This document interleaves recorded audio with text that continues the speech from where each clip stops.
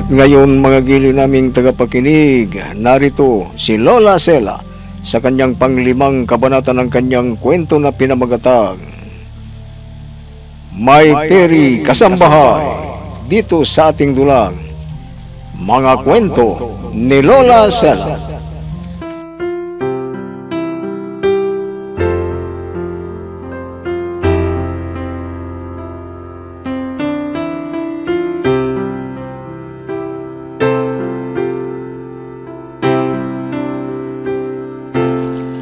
Nagpunta sila sa bahay ng isang pag-mission de Lisa.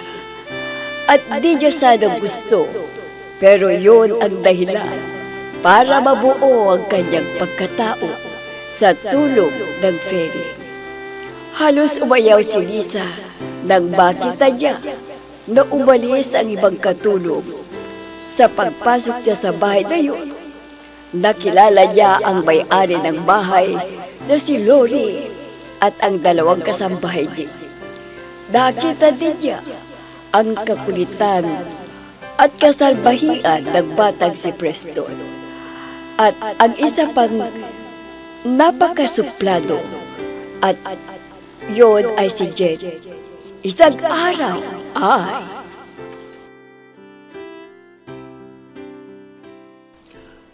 Ay, naku, nakakapagod. At masakit ng likod ko. Aray. Ay, nako. Kasi naman, hindi dapat na ganito. Kasalanan lahat ng batang yon. Ang kulit-kulit. Napakakulit. At ang asar ang batang yon. Sarap tirisin. Sabi mo, sinong titirisin mo? Ha? Gusto mong ikaw ang tirisin ko? Ha? Alam mo, Preston? Kasi... badyang sinasabi mo eh. Ba't ka dyan? Anong alam mo sa English, ha? Pa-English ka pa eh. Katulong ka lang dito, no? Ha? Alam mo, ibang klase ka rin ang kasutilan mo, ha? Kanina ka pa eh. Alam mo, you're a bad kid and have a bad mouth. And I can feed you to a very big shark if I want to.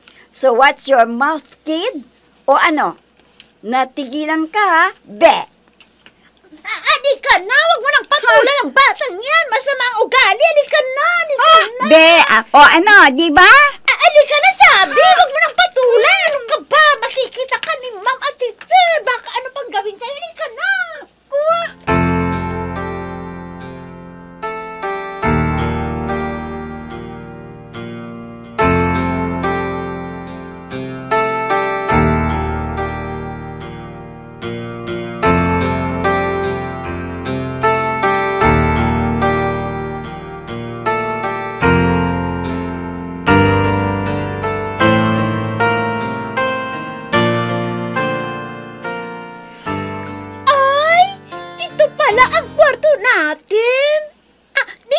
Ilalagay ang mga gamit ko?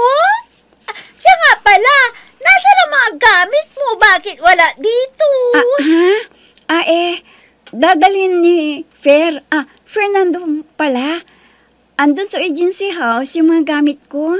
Ay, dito ka pala natutulog. Kasi ang alam ko, si Ami ang natutulog dito. Yung dati nilang katulong, kaya lang, umalis alam mo na, lumayas.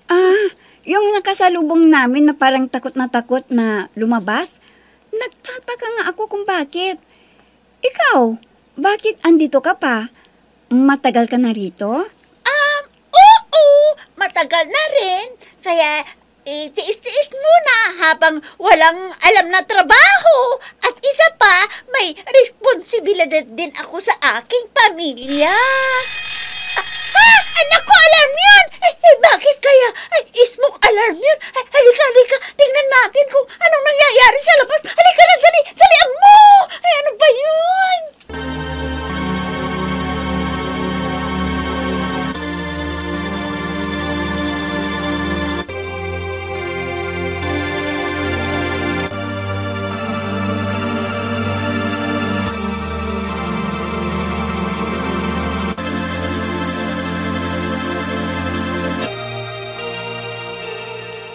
Ay, naku naman Ano ba yan?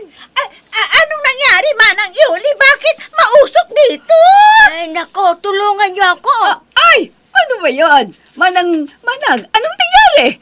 Eh, kasi, kanina okay pa to eh. Yung apoy, di naman gaanong malakas. Kasi may kinuha ko sa labas. Pagbalik ko, umuusok na ang kalan at umaapoy na. Ay, nako. Paano na ito? Malapit nang dumating ang mga bisita ni Mike. Magluluto tayo ulit. Eh, ma'am, nako, di na tayo aabot. Malapit na ang mga bisitang darating eh. O sige, subukan lang natin yun eh. Ano ba itong kalat dito? Diyos ko! Ay, ayun na naman yung batang salbahe. Sigurado siya ang gumawa nito. Salbahe talaga!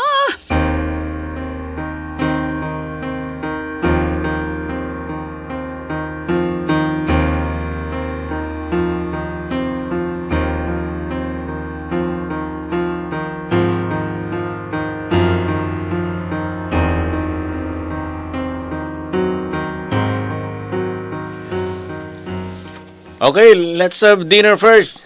And then we'll talk about business. Okay, nakapag-dinner na rin tayo. Dito, Mr. Santa Maria. Ibang klase ka daw na magpa-dinner. Dito raw nila natikman yung roasted beef na pinakamasarap.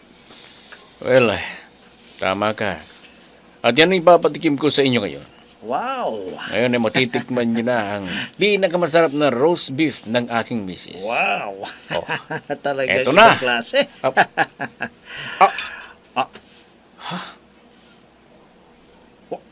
Wow! Iba ata yung menu yung gabi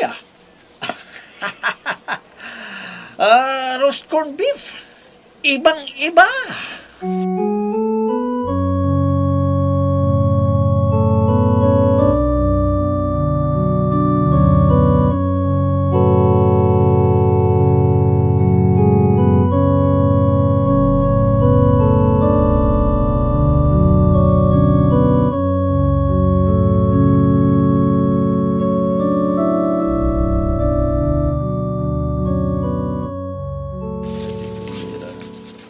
Paano nangyari yun, ha? Bakit nagkagulo ang nangyari sa mga sinabi kong niluto mo? Yung roast beef, naging corned beef, at tusino at tapa. Nasunog kasi yung roast beef. Kaya ganoon. Magluluto sana kami uli. Kaso, di na aabot. Sabihin mo, tanga ka. Walang kwenta. Sana sinabi mo agad sa akin. At di na ako napahiya. Eh, ano ngayon ang papakita kong mukha sa mga bisita ko? Eh, nakakain naman sila. At sabi nila, masarap naman. Wala kang alam at di mo naiintindihan. Basta wala kang alam. Sige na, umalis ka na. Lalo lang nag-iinit ang ulo ko.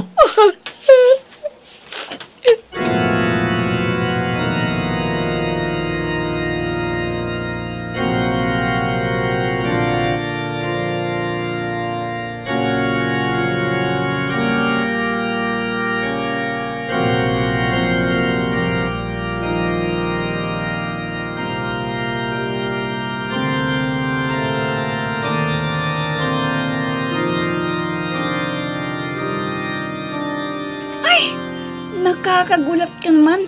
Para kang kabuti na sumusulpot. Nako, nagulat ka na naman. Hay, nasko, isipin mo ako yung nasa ferry in Wonderland para hindi ka magulat. Nag-iisip kasi ako. Kasi sabi mo sa akin, magiging maayos ang buhay ko. At bubuuin ng bahay na ito ang pagkatao ko. Parang naloloka na ako dito. Huwag kang mag-alala, Lisa. Balang araw, masasanay ka din. Ano? Pero paano pa maibabalik ang dating buhay ko? Sabi mo, sa pagtatrabaho ko dito. Kaso, di ko nakukuha yung point mo. Kasi, ganito na lang. Kailangan mong mag-grant ng wish ng 2 kasambahay. Tulungan mo sila sa kanilang birthday wish. Pag natupad yon, may babalik ka na sa dati mong buhay. Ha? Talaga? Ay naku, salamat naman kung ganoon. Kung maibabalik na yung buhay ko.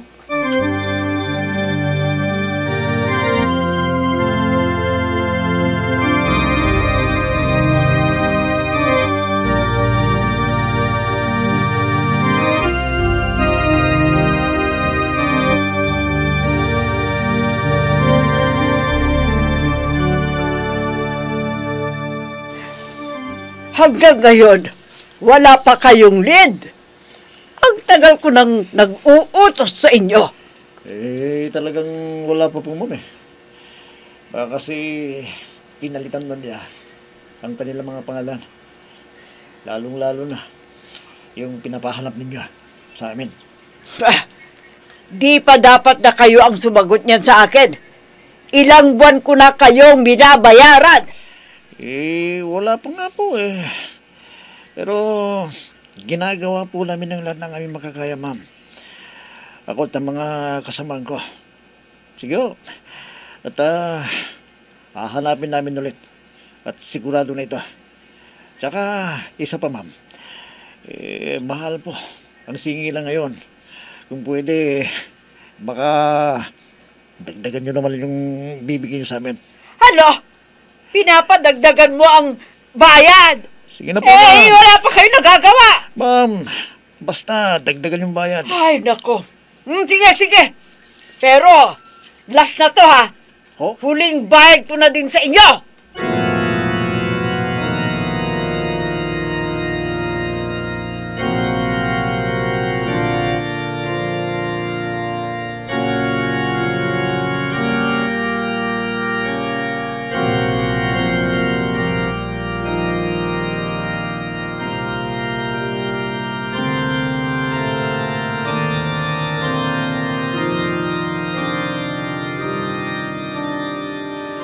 Lola, andito na po yung hinihintay nyo. Sige. Papasukin mo. Halika dito at may sasabihin sa'yo si Lola.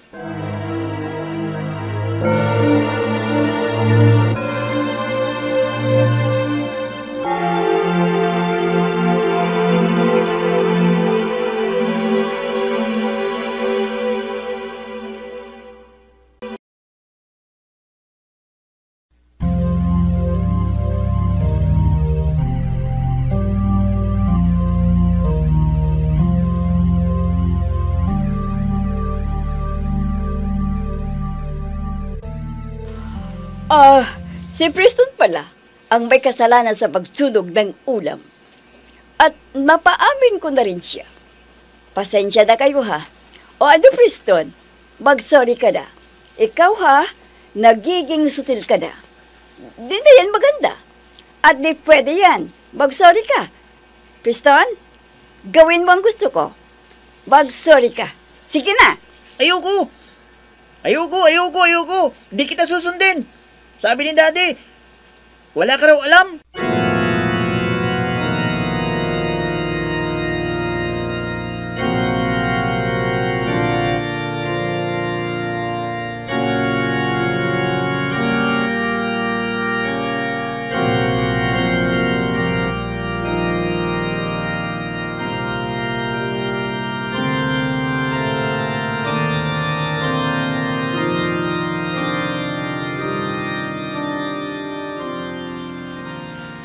Nako, bakit mo kasi ako pinigilan?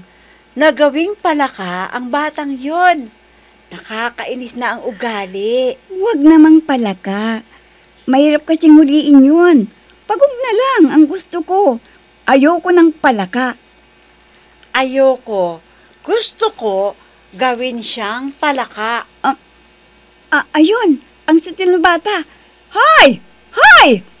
Hoy kang mag-isa mo. Aba! Masama ang sinabi ng batang ito ah. Gusto ba? Kukak na lang ang gusto mong malaman?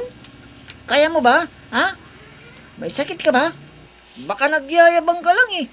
Sige na, sabihin mo meron. Meron ba? Sige nga. Gawin mo nga. Oo, meron. Bakit? You're crazy. Aba! Pangalawang Anong bad words na naman? Talagang batang ito, oh! Gawin ko na kayang palaka ang batang yan. Ay! Wait! Kalma. Kalma ka lang. Okay, sige. Oh, anong ginagawa mo dito? Ha? Tumatakas ka siguro, no? Sa trabaho mo? Ha? Lisa pala ang pangalan ko. Di ba, hindi Oy ang pangalan ko, ha? Ay, kahit anong pangalan mo. Kahit ano pa yan, wala akong pakialam. Ay, nako. Ang sarap batukan. Alam mo, gwapo sana siya. Gusto ko sana siya. Kaso, iba ang tabas ng dila. Gawin ko kaya siyang walis. Ha? Kuya? Bakit mo ginawang walis ang kuya ko? Kuya? Hindi. Kuya? Hindi yun ang kuya mo. Yun! Ha? Yun ang kuya mo. Umiinom ng juice. Ayun, oh. Ha? Tingin ka doon.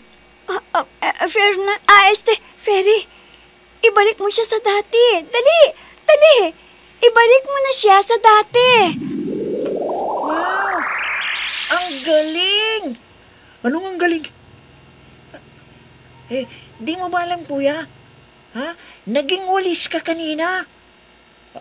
Ikaw, puro ka naman kalukuhan, eh. Makaalis na nga. Kuya, totoo yung sinasabi ko. Ayun, oh. Ayun sa buhok mo. Oh. Totoo ang sinasabi ko sa'yo. Maniwala ka naman, Ano kaya? Gawing walis din yan ang batang yan. Ha? Wag na. Ano ka ba?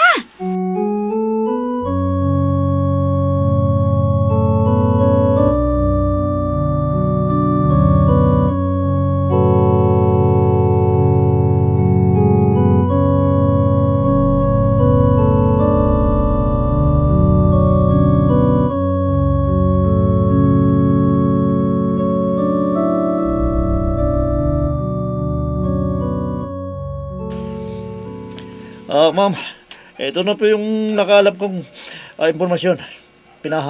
Pinapaharap ninyo. Anak ko, ang bilis yung agency ninyo, legit talaga. Yung pinapahanap nyo, dito lang sa Manila yan. Hay nako, niloko talaga ako ng mga unang inupahan ko. Patingin ka. Ayan ba, ma'am? Siya nga ito. May papel ka ba? Opo, ma'am. May blanco dyan sa likod ng hawak niyo, ma'am. Ito pa nga yung ballpen. Sige, tingnan niyo. Pwede bang puntahan mo siya at pakibigay ito sa kanya sa lalong madaling panahon? Sige na.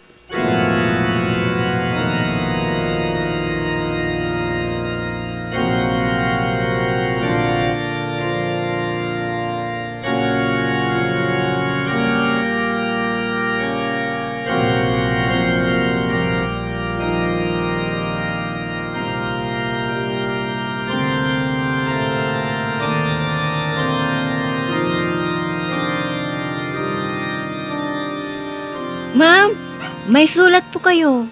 Salamat. Saan galing ito? Diniliver po yan ng isang lalaki. Okay, salamat.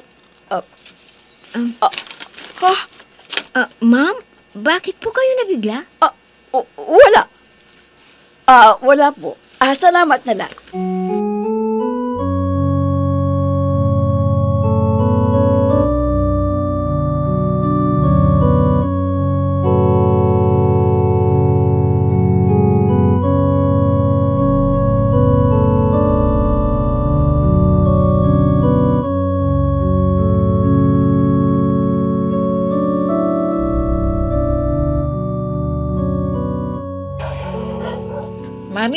Mami, saan po kayo pupunta?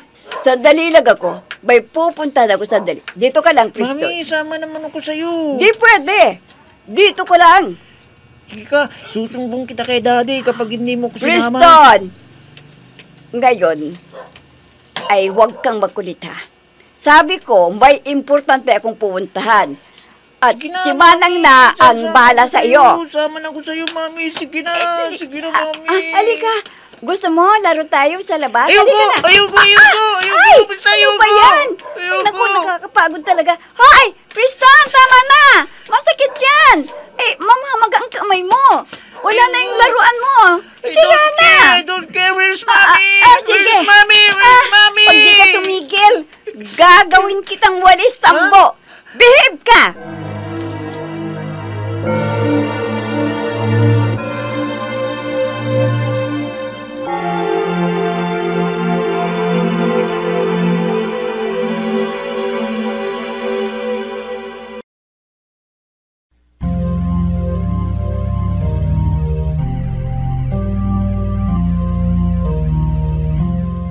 Ano kaya ang mangyayari kay Preston?